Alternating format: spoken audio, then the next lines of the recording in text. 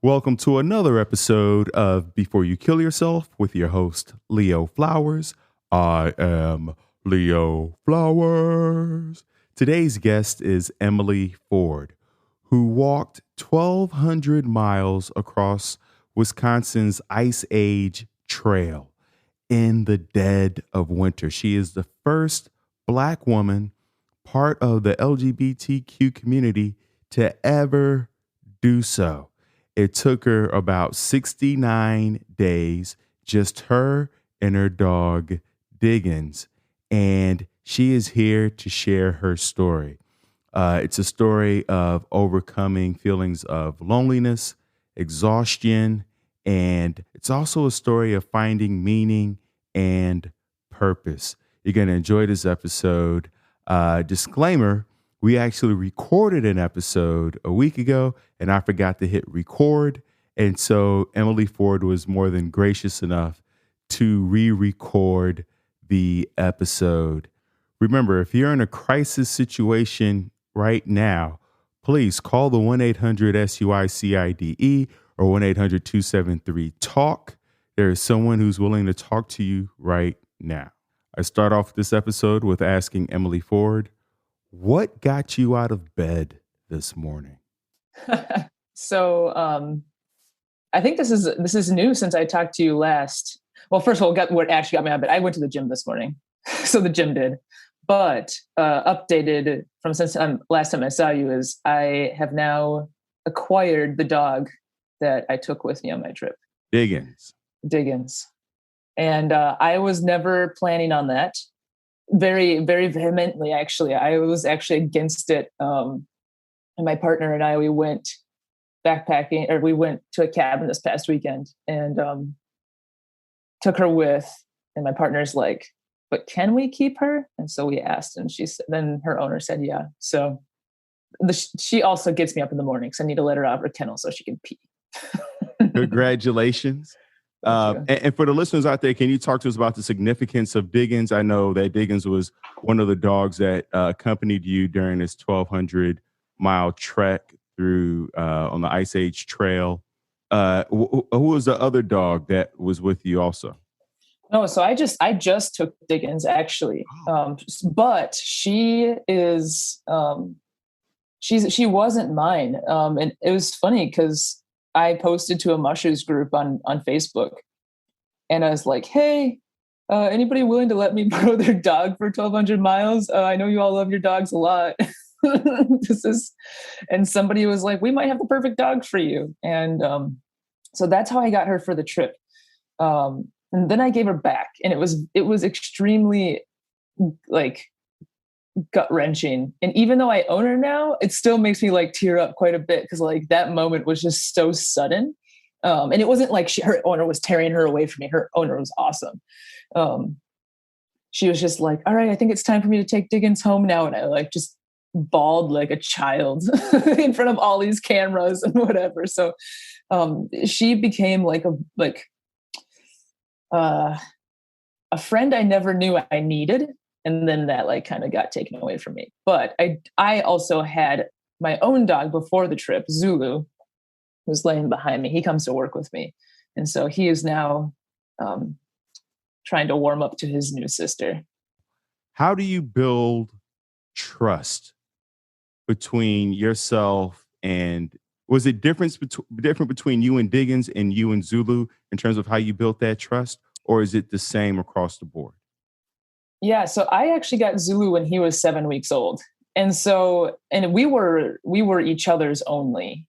But I think and Biggins is 3 years old. I think that trust kind of comes about the same way, regardless of the age. And with Biggins, it was it's just spending time with them. And for, I think across the board for most canines, like their love language is just quality time. It doesn't always have to be like physical touch. Like not all dogs love being scratched or itched or whatever. It's, and so just spending ample time. So when I got Zulu, my own dog, I took a week off from work because I could. And then after that, the job I had at the time was traveling the United States and picking prairie grass and flower seeds.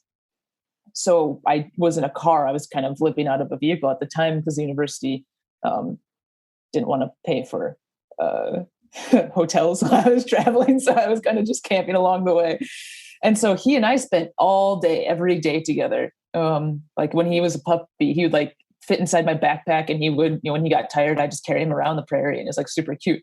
And with Biggins, it's, I didn't put her in my backpack. She's too big, but we spent all day, every day together for 10 weeks. That's a big deal. So we developed trust in that way. And have you found the same thing between you and your partner in terms of building trust and that bond? And I'm asking this because so many people are struggling not just in building trust with their pet or their dogs, but in a relationship. And so that quality time, you're talking about love languages, is it about the quality time between you two also? I think that it needs to be quality time that you're spending together to kind of build that trust, to be honest. Because you need to go through some stuff to build trust, right? So if you're always just like sitting next to each other watching Netflix, but like never communicating, then like, I don't know if I would always trust the person that is willing to sit next to me for hours and hours watching Netflix. Like anybody could do that for you. And so you kind of have to go through some, it doesn't have to be necessarily hard times, but like something where it takes capacity to be there and to be present, I think, to gain that trust. And we definitely have gone through that. And even having Biggins at the house, we're going through that. Just like, can I trust you to take care of this new dog? And stuff like this. And like, can we do this together? Can we raise this dog together?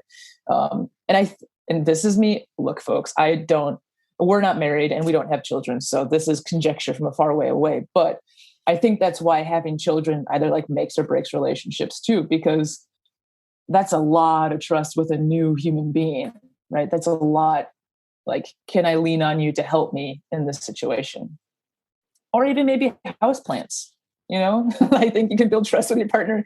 Buy a plant and see how that goes. Can you both take care of it together? It'll be meaningful quality time. It's true. It takes a lot, especially like if you're going on a trip and you're asking your neighbor or a friend or somebody to take care of your plants. Honestly, because I know that you garden. You definitely develop a relationship between yourself and the plants, and so you just can't have anybody watering them. Some might overwater, some might underwater. That's right. I saw that you posted something on your Instagram about bees, and Yeah. and it's interesting because I was watching this clip about this woman who went into a house because they had a bee infestation, and she was just pulling up the board. She didn't have a mask on or anything like that. And I know this is a bit off subject, but what's our biggest misunderstanding of bees? Because I just assume bees see you, they sting you, and then they move on. But that clearly does not seem to be the case. And I want to demystify it for people out there who are terrified of bees. Absolutely. And I love that. So I know exactly that lady that you're talking about, and she seems super rad. I raise honeybees here too. The one I posted was a bumblebee. And bumblebees do have stingers, but here's the thing for bees. So look, we need to determine between bees and wasps. And the key difference I want people to know about the difference between those two is that wasps do not have barbs on their stinger. And bees, honeybees, bumblebees, they have barbs on their stingers. And so when their stinger goes into you, it pulls out of their body and all their insides are pulled out also. So they die when they sting you. So a bumblebee or a honeybee, it's never their intention to sting you because they know they will die. And they don't want to die. That's not their instinct at all. They only sting if they feel like they are in danger or their whole hive is in danger, right? So essentially what you could do is, if you had something sweet on your fingers and you saw a bee and it's not a wasp, you could let it land on you. You'll probably lick the nectar or whatever sweet you have off your fingers and they'll fly away and they'll be nice to you. So that's the thing. Wasps, yellow jackets, on the other hand, Google the difference between what they look like, because they do not have barbs and they are jerks and they will just sting you over and over and over again. And they do not care how you feel about it. And you don't have to make them angry. If they're thirsty or like tired or whatever, they'll be like, man, I'm just going to sting you. So that's the difference. But with both of them, I just always recommend just never swat at them. Usually in nature, just like don't go punch a bear. Like there's just common things in the world, right? A bear is probably going to swipe right back if you start to punch it. A bee or wasp is going to try to sting you if you try to swat at it. It feels like it's in danger. But honeybees and bumblebees, they're so fun. They're cute.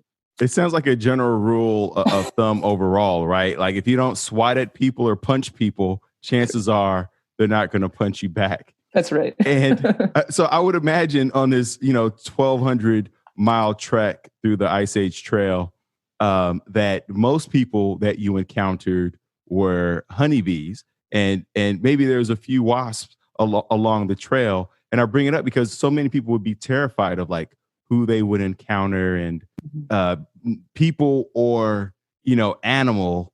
What was your findings in terms of your typical encounter with people along the trail?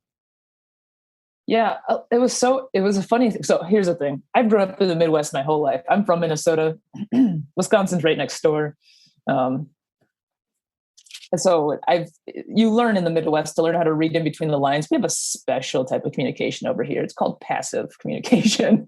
So if you want to actually learn anything about what we're saying, you have to just read between the lines, right? And so when I started planning for this trek, it was odd at how many people were nervous for me to go, because I wasn't nervous. Most of my life, I've been the only person of color in the room. That's not true. The only Black person in the room. There's usually a lot of Asian descent folks around, but I was definitely usually the only Black person in the room. And I was like, well, whatever. This has just been my life. And for the people who met me on the trail, they were super kind. People would actively like leave their homes in the middle of the winter and like hike around for like 3-4 hours to find me on the trail, like just to like give me something or say hello or like take a picture with me. And like it was really cool. And like I kind of decided a little ways on after I was hiking more, just like the yellow jackets and the wasps of the trail. They either A, weren't following my trip, and B, they just didn't care. Like hiking and backpacking, searching for a person in the middle of winter is just not their shtick. And I was like, yeah, okay, whatever. So that's totally fine. And the news was super great about it, that they wouldn't really post their story on me till after I was through their county or like through their town or whatever. So I could kind of like just like kind of scoot on by and get out of there. But most people were super generous, and I loved that. That was really fun. So did you feel connected to these people during that trip? I was watching a YouTube blogger, and he was saying how if he's anywhere for less than 3 months, he doesn't feel connected. It starts to actually feel lonely. You have to be there for 3 months. Did you feel that during the trail? Yeah, no, I didn't really feel. There's a couple people that I feel more connected to. And I still stay in touch with them, but they had meaningful impacts. Like I spent several days at their home, or like one of the people, like I had lost my glasses on the road one day, and I called her up. She hiked with me a couple of days before, and I called her up to ask her if she could see if she could find my glasses on the road. And she found them and like found me and got my glasses back to me. And it was like a blizzard day. There were like plows going by, like all this stuff. So it was like, again, that trust building, because like she and I went through something kind of together. And now I know I can rely on her probably for anything after that. This lady went out in a blizzard to find my brown glasses on the ground, But everybody else that I met, I agree with what that person said. It's a different type of loneliness than people would think. When you don't see the same people consistently, or like have a pattern of people that you're seeing in your daily life, because then you really realize that you are really alone. And a lot of the people who I saw or met up with really kind of wanted to dine and dash. So they like wanted to take a picture with me and like hand me something. And then they would like be like, oh, so good to meet you. Your inspiration. And then like, they, bye. And I don't even know their names, to be honest. Which is a bummer, but I That's just how it was. That I would imagine that that could be exhausting because here's somebody that you haven't met and they have this energy about them. They're so excited to see you. So you feel like you have to match that energy. And Yes. then they get what they want. It's so transactional. And then they take Yes. off. And now you're left standing with all this adrenaline from having met them. And you still got like 1,100 miles to go. Yes.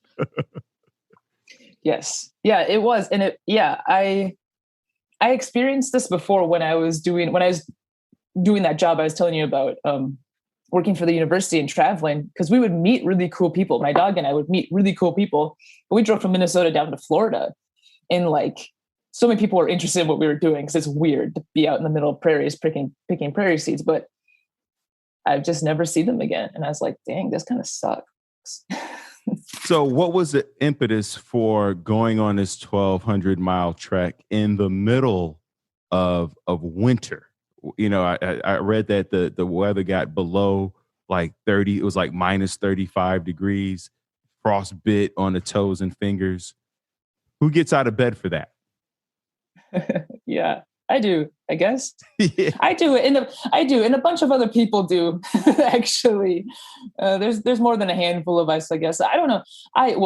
The season was because I get laid off in the wintertime. I get laid off for December, January, February. And I'm not a farmer, but my job is akin to farming. You know, I work on formal gardens and flower gardens and vegetable gardens.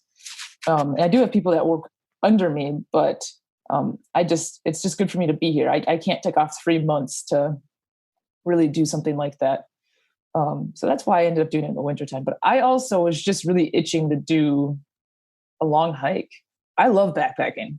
That's just kind of there's like a certain feeling of like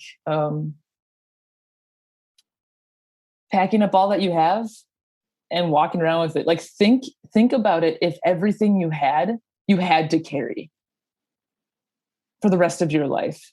Like I can see like you have a mic stand, you probably have like you have a computer and like probably some other cameras. Like that stuff is heavy, and that's not even your clothes or your food. Like if you had to carry all this stuff around for the rest of your life, you would be a strong boy, like you'd be a strong man. And so there's just something I really like about that. And just hanging out in the middle of the woods, like it feels right. I feel very much at home when I'm sleeping in the trees quite a bit. Yeah. You know, it makes sense. I had a deep sea diver on, and she talked about how, you know, I was like, "Aren't you worried about sharks?" And get to the bottom. She's like, there's a point where you're going down, and she was a free diver, and then the gravity starts to pull her down, and she said that's where she felt more connected, more at peace, because no one is there to judge you. No one is there to look at. No one's there to notice that you're the only Black person in the room or in the city or at work. It's just you with yourself, and there's a feeling of oneness. Is that part of what you experienced out there also?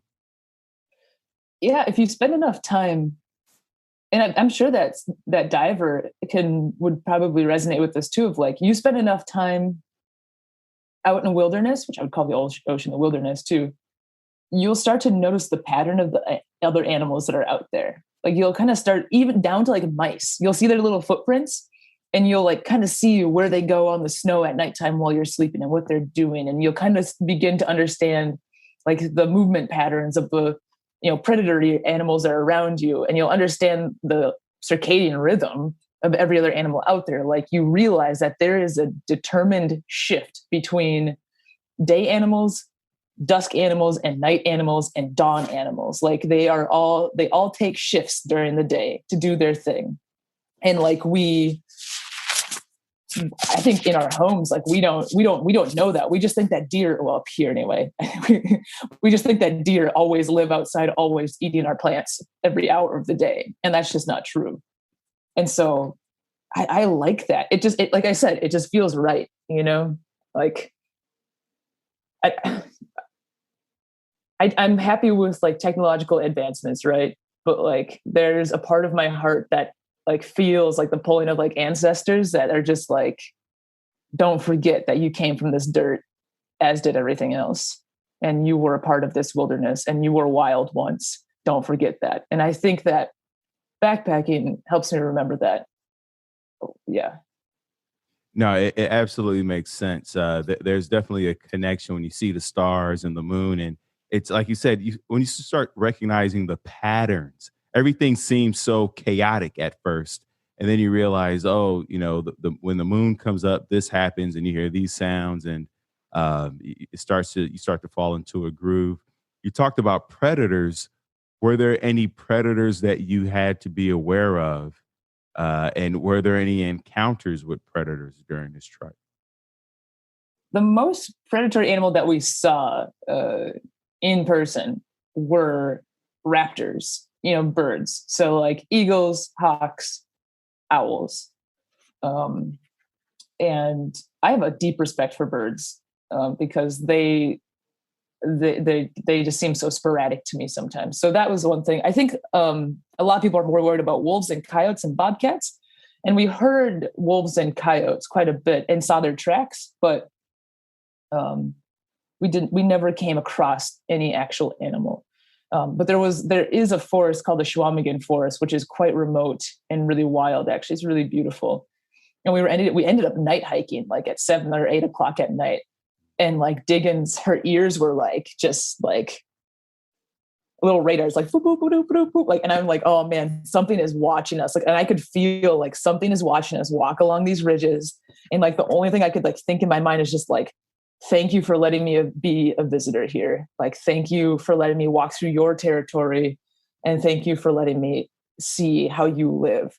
And I think at that moment, it just like everything flipped for me to be like, I was part of this wild once. I am not any longer. And so now I'm a visitor. Like I can't own this area, but I'm so thankful that I get to, experience this with everybody. And by everybody, I mean the animals out in the woods because there's no people out there.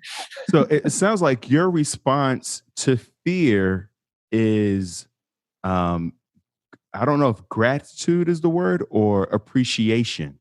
Because in that situation, if I see, my dog, its ears, shoot up, my response might be fear and like, uh-oh, what's going to happen? I'm in danger. Where it seems like you took a pause, took a breath, grounded yourself and was like, I'm just very happy to be here. I got my palms are open. I come with Yeah. only good intentions. I'm not staying. I'm not going to hang Yeah. out here. I'm just Mm-hmm. passing through. Mm-hmm. And I think that people don't give nature the benefit of the doubt when it comes. This goes right back to how we were talking about honeybees. It's the same in bees. Like every time I see one, I'm like, God, man, you make all my food for me. Like you and your little body, you make all the food that I eat. And I'm just like, I'm just always so thankful.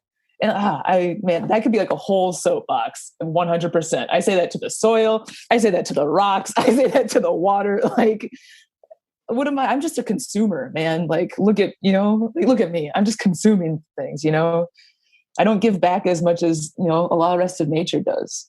Even my body won't even be given back to I'll probably be burned or stuck in a box. You know what I mean? Like at least other animals give their bodies back to the earth. Like I'm just a consumer here before I leave. I know there is a movement where people are now being buried in grape leaves so that they can just naturally decompose back, which absolutely makes sense to me. Like this whole coffin thing's a scam. It's just capitalism at its. I don't know. Even to the death. They just snatch your money. Yeah, get snatch it out of your cold dead hands.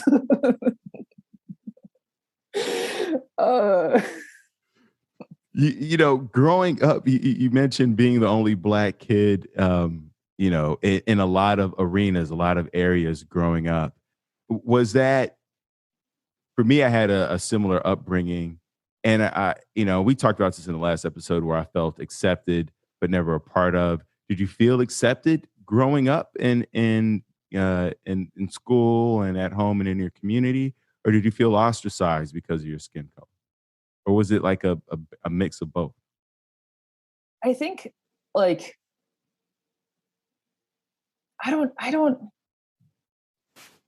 so it's, so it kind of, it's my life is a little divided. So I spent a lot of my time in northern Minnesota, like north central Minnesota, in a little town called Jacobson. Didn't have more than 200 people. And that's where my grandparents lived. And I spent as much time as I could on my mom's side. So my grandparents are white. And like I was the only person of color for miles. I mean, I'm talking like hundreds of miles at this point.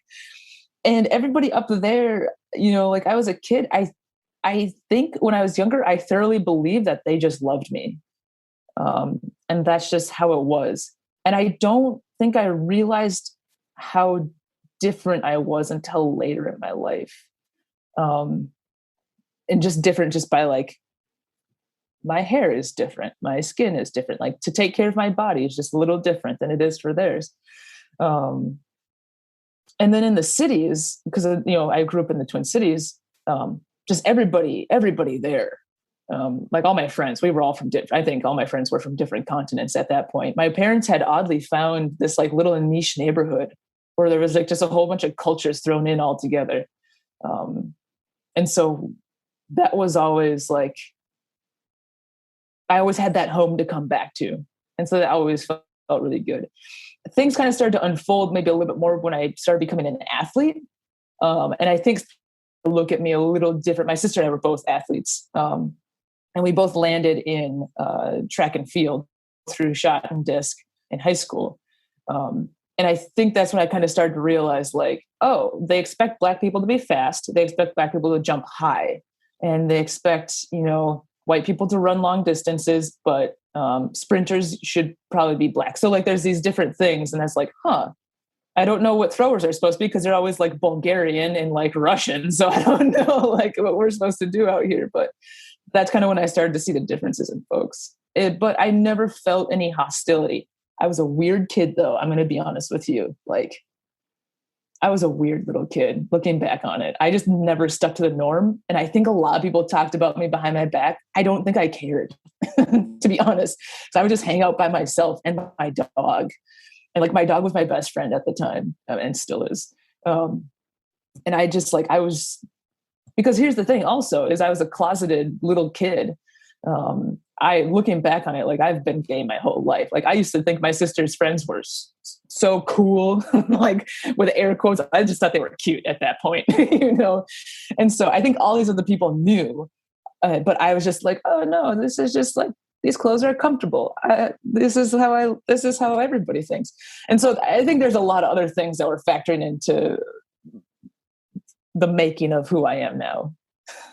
So, long-winded answer, but yeah. Well, you know, you said that you felt like everybody knew that, you know, you were closeted.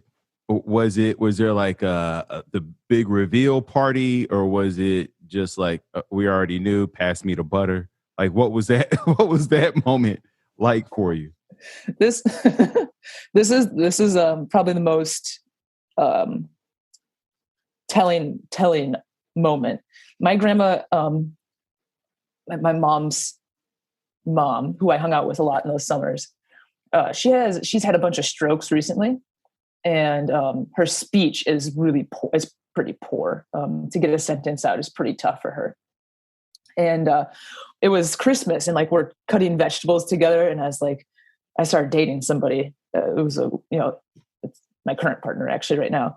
And I was like, hey, Grandma, I have something to tell you. And I'm like trying to like unfold this whole thing to her to be like, okay, like you're this type of Christian, I think. And like, you're very old school, like, you know, all these things. And I'm like, Grandma, like I'm dating a woman. And she's like in perfect, clear speech. Like this lady, like at this point had like several strokes. She's like, oh, I knew that already about you. I still love you. And like just goes back to chopping. Like, I was like, did you have strokes or not? Are you just lying to all of us? Like, what games are you playing right now? Like, come on. And that's kind of how it went for everybody, you know, and everybody knew, man, like if you look at pictures of me, like, and here's the thing, it's not about how you dress, because everybody's on a spectrum. But like, if you just looked at me, my being, my presence, you're like, that's a gay little kid right there. And she don't even know, you know? So, yeah. And so have you had a lot, I would imagine, you know, completing something like this in the publicity you're getting, are you getting a lot of messages from other young girls who grew up similarly to you and like an inspiration? Has there been a letter or message that's impacted you? I think the people who grew up like me and the people whose stories are similar to mine, I think they're actually the quiet folks, to be honest. And they may be the people I never really hear from. I've gotten letters from lots of people,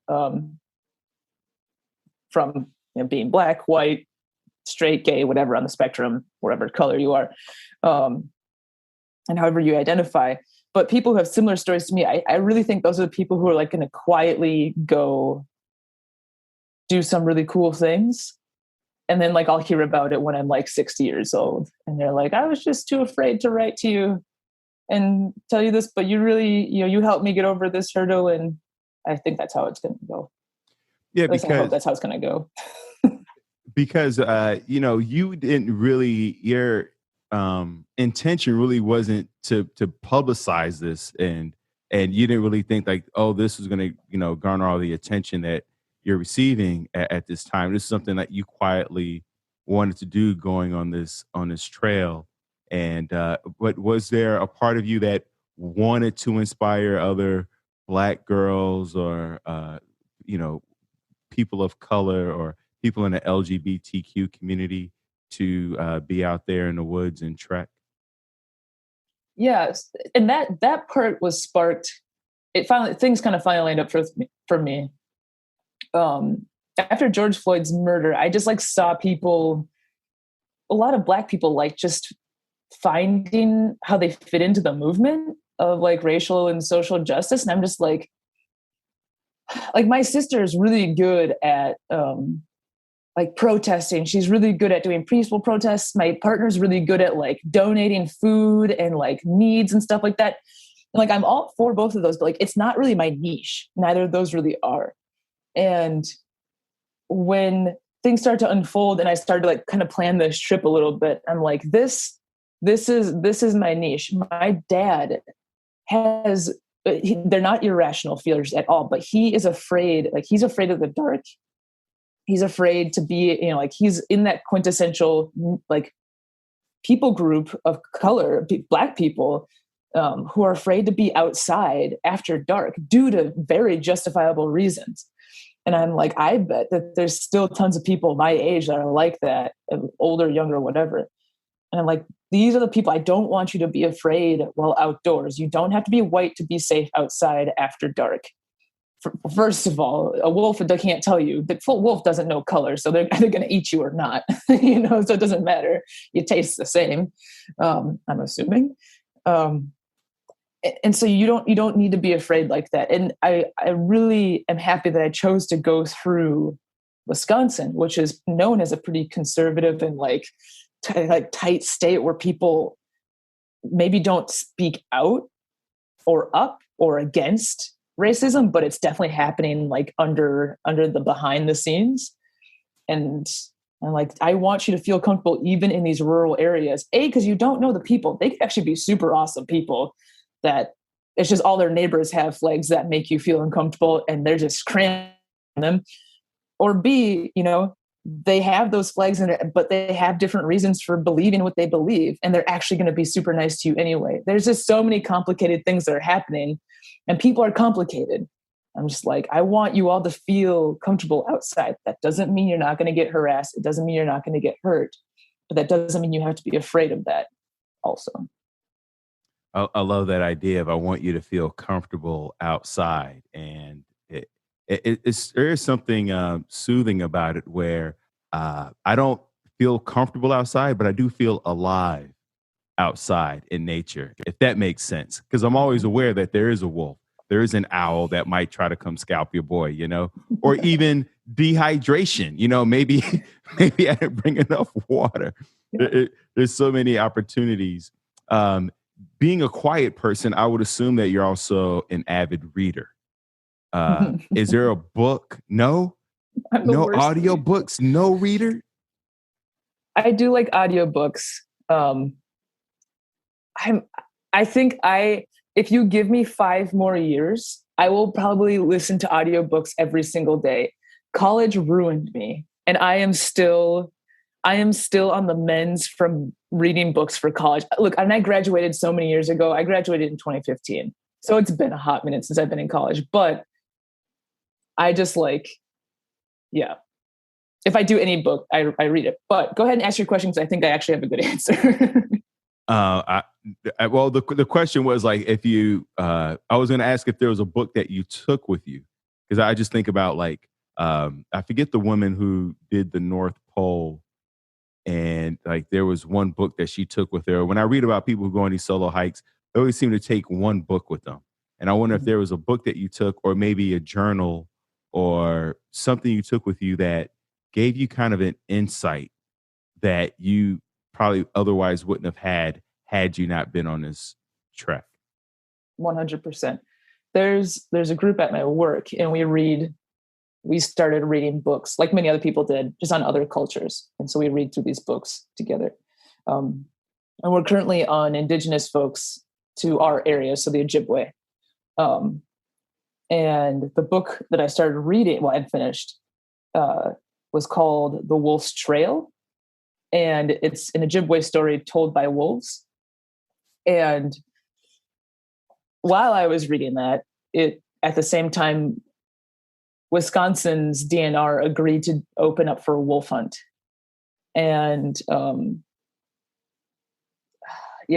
Trump had taken them off of the endangered species list right before he left office, and which is super unfortunate because they just they've been on there forever. And what happened was folks weren't reporting their kills, and there was a limited amount of kills they were supposed to get, because you have to, if they're managing populations, you can't just go out and kill all of them, right? So people weren't reporting that they were killing these wolves, and they would just kill a bunch of them, because when you get a pack together, right, you can kill multiple things, right? And then they all reported their reports on the same day. And so all of a sudden, like twice as many wolves were killed in half the amount of time that they were actually allotted. They were supposed to get a whole week. They got like 3 days. And that would have been impactful to me anyway. But like, since I was reading this book and just like how wolves were here, and then people came, and then how indigenous folks and wolves meant, like, they meshed their lives together, and how they like used each other, like for, like, wolves would use humans to gather food, because humans would do that, and then humans would use wolves to help them hunt the food because they have such keen senses, and like help them protect them. And there's just like this relationship, and I can feel that with my own dog, and I felt that deeply with Biggins. And just like reading this book and like hearing about what became more of a slaughter than a hunt, it just killed me. Like, I rarely ever post about things like save the wolves, but I made a post about it, and I was just like, you guys, this is not cool. Like, it reminded me in this book also, and reading this book, it just reminded me that, like, going back to what I was talking about before, like, you don't own dirt. You don't own these things we think we own, right? And just every step I took, like going through these different territories of all these other animals, I'm like, I'm just a visitor here.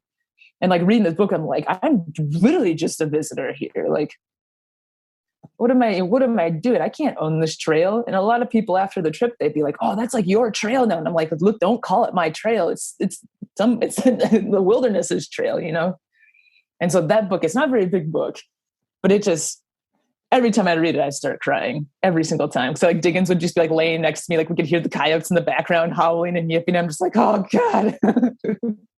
You made a distinction between a slaughtering versus a hunt. Can you tell me? Can you dig a little deeper into that distinction?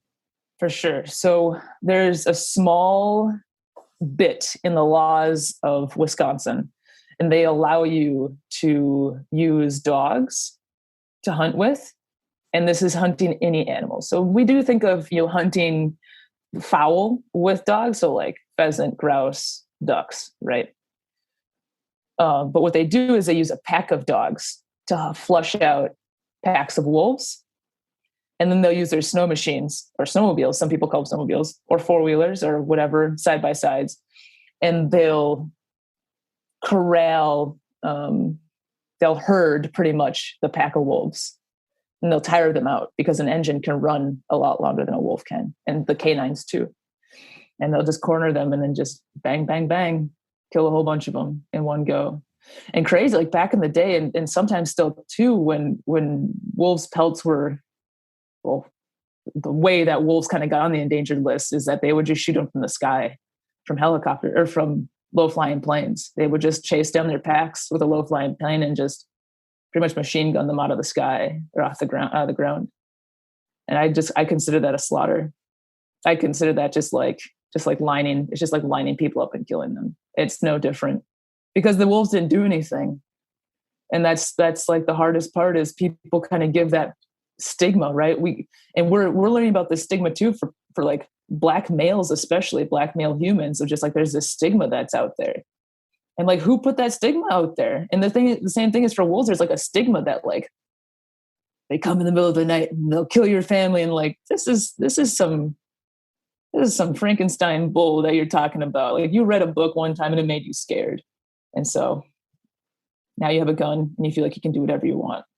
So if you want just to hunt something, right? My belief personally is only hunt something that you're going to eat. I disagree with predatory hunting.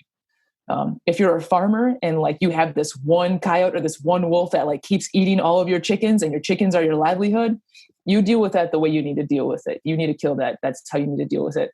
But if you're not going to eat it, don't hunt it because what's the point? Doesn't make any sense to me. So, yeah. Well, I appreciate you clearing that up because that was a beautiful sentiment and how you tied it into, the slaughtering or the hunting of Black men or of a group of people, any group of people. Because your sister is also a police officer. And in Minnesota, I mean, I don't want to ask a general question, but have there been discussions about race and her being a police officer, or are there things that you've learned about her and policing that you were, surprised by or that kind of stuck with you? Yeah, it's been really interesting to like, yeah, she and I talk about race all the time because she has to live with it. She has to live with it more in her face than I do kind of daily. I think she really appreciates being a Black officer because I think she knows that it's meaningful. She knows that it gives weight, or she carries a lot of weight around with her. So I know that it means a lot to her.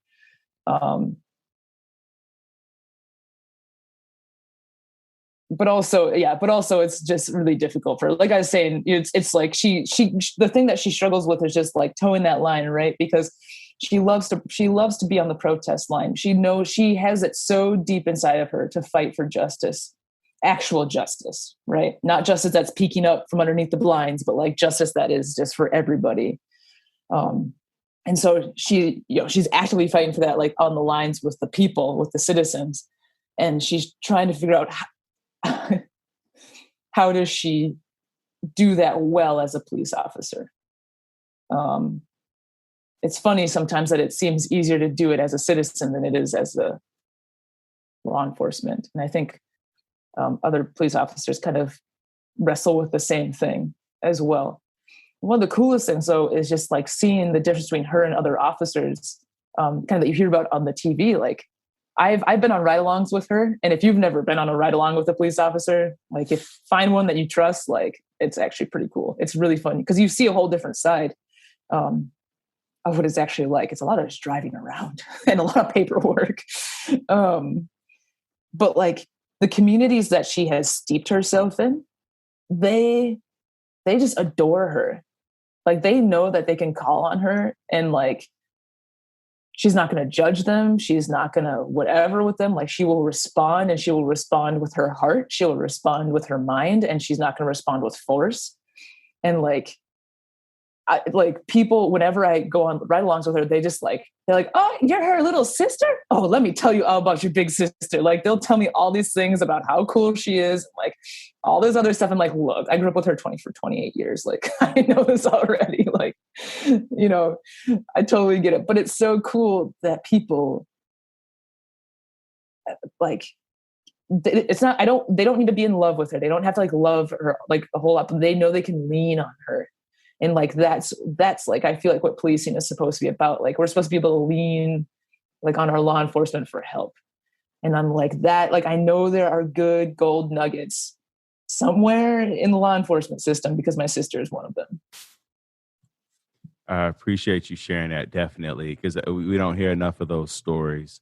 Every now and again, we get a little Facebook meme or video or something of a basketball or a cop playing basketball with some urban youth or something like that. But we definitely need to hear more of those stories.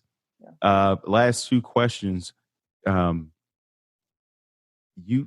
have often talked about, between hiking 1,200 miles and all the accomplishments that you've had in sports and track and field. How do you decompress? Because I can tell you're very achievement oriented, and I mean, just to even squeeze you into this hour, I want to say thank you for taking this time out. How do you decompress when everybody seems to be in this go go go mode and don't know how to take time for themselves? Yeah. It kind of depends on, I think it comes in layers. When I'm all wound up, I like to work more. I think mostly for the distraction piece, right? So like when tragedy kind of happens in my life, my first thing to go to is like, what project can I work on? How can I get something done to like kind of feel control over my life? But once that clutter has settled at the bottom, like my partner and I, we love going to the beach. We love going like, we love just like going for a hike together in the woods and hanging up our hammocks and just like sleeping in our hammocks in the woods, like hanging out with our dogs, hanging out at the beach, doing whatever. Also turning my phone on airplane mode, chef's kiss to the airplane mode for the rest of my life. So like I'll throw my phone on airplane mode. We'll go to the beach and like just hang out, sit in the sun, sleep. I always fall asleep. 100% guaranteed. You'll catch me one side darker than the other because I fell asleep, or just like, hanging out in the trees. Yeah. I love that you talked about exercising and how that got you out of bed this morning. Is there a type of workout that you're doing? And is that workout change when you have an upcoming trail that you're going to do? Yeah. So before I left for my trip, I didn't go to the gym at all because they were closed. I hadn't been to the gym in like a year because they're a cesspool of germs and sweat. So now I've just gotten back into, this is my second week, actually only going back. I used to competitively lift. I used to power lift competitively, which are the three are the deadlift, the bench, and the squat. So there's only three that you need to do. But now I do it because I like being strong, number one. I like having muscles. I think that's pretty cool. But also like, I like the feeling of lifting something heavy. Like it feels like it feels like something that's difficult to do. But after I've accomplished it, I'm just like, yeah, I picked that bar off the ground and I put it back down. Like that's kind of all lifting really is in a nutshell. So right now I don't think I'm gonna go back and competitively lift. But I'll still use the same formula because it does just make you strong. Having a strong frame is really good, I think. Yeah, it makes the rest of the day feel a lot lighter, Yes, when you especially if you PR'd, you're like, what? I could write a best-selling novel. That's right. And then last question, because I asked this of all my guests, because I always imagine there's one person listening in who may be on the cusp of wanting to end their life. Before you kill yourself, what would you say to them, Emily? Yeah, I think I'm just going to kind of reiterate what we talked about before of just like, I get that feeling. I get that feeling, right? And usually that feeling comes over me when I'm just like, when I've tried to achieve too much, do too much at one time, I'm overwhelmed and I'm just sick. I'm just sick of doing it all. I'm sick of like performing too much for people. I'm sick of like performing for myself. It seems stupid. It doesn't even seem worth it. And I felt that way. And we talked about loneliness, this go around. And one of the deepest times of loneliness I ever felt was when I was working for the university doing that prairie seed picking job. And I just had all of the worst thoughts and an exercise that, like, I hate calling it exercise. It sounds so cheesy, but I had to practice it of just like in my mind, I would just pretend I was writing a letter to every person that made an impact in my life. And I would think through the whole letter, what I would tell them, or I would speak it out loud. I'd be like, dear first grade teacher, Miss Morningstar, like, this is what you did for me. And this is how you impacted me. And like, I would go through teachers. I went through teachers, family members, and everything like that. And then I just started moving to like more simple people. Like, thank you, like that grocery store clerk that one time that smiled at me and I was having a terrible day. Like, thank you for not judging me for buying 100 packs of ramen, and just like, you didn't even care. And you said, you're a poor college student and I love you anyway. Thank you for shopping here. Like, it came to that point of just like realizing that so many more people loved me and treated me with kindness. And then realizing that I have done that too. And then, like, instead of focusing on the negative, like, your head and your heart is full of all of these kind of like little spots of love. And when I did that, I mean, I remember I was driving down like some highway. It was like really desolate. And I was just bawling, like ugly cry bawling while I was driving this rental vehicle. And I was like, all right, okay. Like, all right. And if anything, if all costs, just think about your pet. If you have an animal at home, that what really broke me was thinking about just like, because I was single at the time, like just leaving Zulu behind to the world of nothing, especially if I like decided to do it on that trip. I'm like, he would just be there and nobody would take, and he would just be this orphan puppy. I'm just like, that. I can't do that. Like, I love him too much. And I think that's just helpful because a lot of people, including myself, we're surrounded by so many people, but like loneliness just sets its little teeth in and just convinces you that nobody understands and nobody knows you and nobody cares to know you. That's a bunch of bull. Yeah. Yeah, I appreciate you sharing that with us. It almost made me laugh when you were as detailed to talk about, driving in this rental car. The fact that you specified a rental car, I don't know. But that was funny. But I, on a daily basis, I will write in my phone compliments I receive. There's a song that I listen to on most days, and it talks about, forget about the criticisms and remember the compliments. And I realized the only way for me to do that is to write it down because I will forget. Yes. Emily Ford, where can people find you? You can follow me on Instagram at Emily on Trail. I mean, if you're in Duluth, I work at Glenshane, so pop on in, the old historic home right there in Duluth. Ask for the gardener, you'll find me. But if you're virtual, at Emily on Trail. Thank you so much, Emily. Thank you so much, listeners, for tuning in. And remember, this podcast is not a substitute for you going to get help. Call the 1-800-SUICIDE or 1-800-273-TALK or the million of other phone numbers listed in there. There's the Trevor Project. There are international numbers in there. There's chat. There's email. There's someone who is willing to listen to you right now at this very moment for free. Please reach out. Go to thrivewithleo.com for one-on-one coaching with yours truly. And let's get to tomorrow together. Thank you so much, Emily. You're welcome.